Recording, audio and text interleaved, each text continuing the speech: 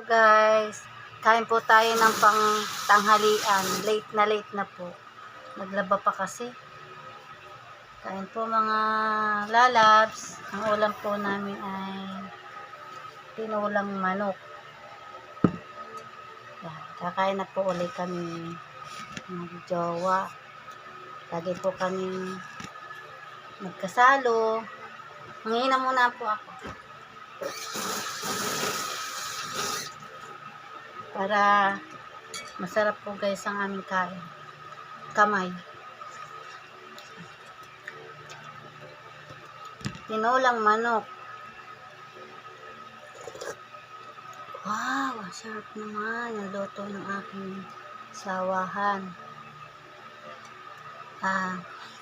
Tinulang manok na may malunggay. Saka daong sili pinagsama.